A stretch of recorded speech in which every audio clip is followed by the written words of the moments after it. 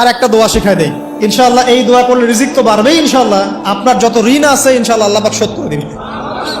বিশ্বাস করলেন না? এই দোয়া শিখাই দিচ্ছি, এই জন্য আমাকে হাদিয়া দেওয়া দরকার, স্পেশালি আমাকে এখন হাদিয়া দেওয়া দরকার। এটা গুরুত্বপূর্ণ দোয়া শিখাই দিচ্ছি। আলী রাদিয়াল্লাহু আনহু বলেছেন, কোন ব্যক্তির যদি পাহাড়ের সমানও ঋণ থাকে, এই দোয়া যদি আমল করে আল্লাহ পাক ওই ঋণও শোধ করে দিবেন ইনশাআল্লাহ।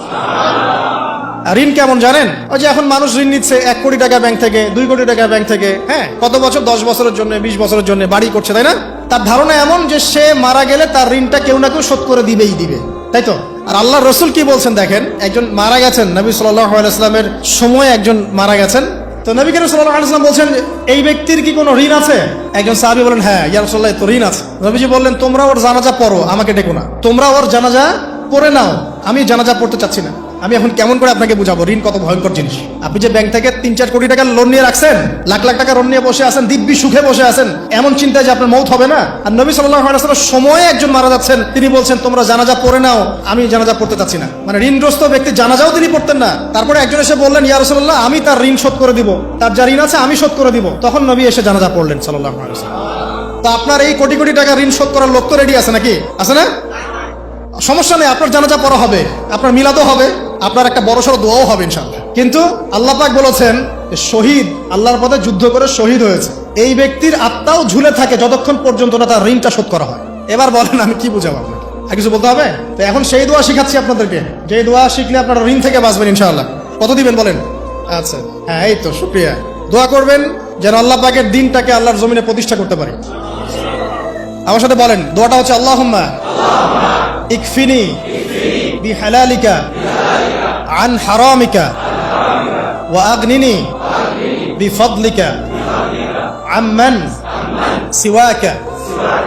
এই দোয়াটা ছোট না?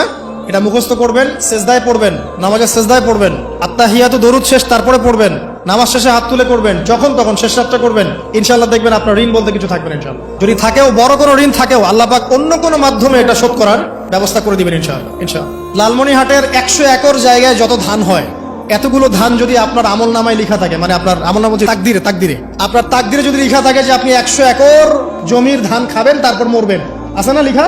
একটা দানা কম বেশি হবে?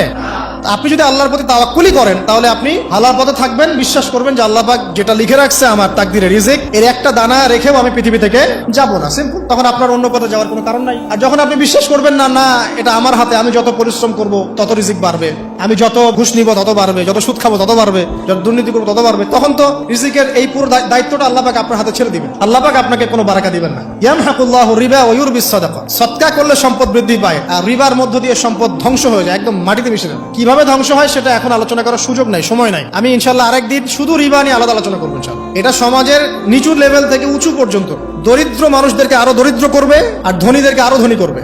সম্পদ এক শ্রেণীর মানুষের হাতে গিয়ে জমা হয়ে যাবে, সবার হাতে সম্পদ এভাবে সার্কুলেট করতে থাকবে না। আর যখন আপনি জাকাত ভিত্তিক অর্থনীতি চালু করবেন, সদকা করবেন, হালালে থাকবেন, ব্যবসা করবেন, তখন সম্পদ এক হাত থেকে আরেক হাতে ঘুরতে থাকবে।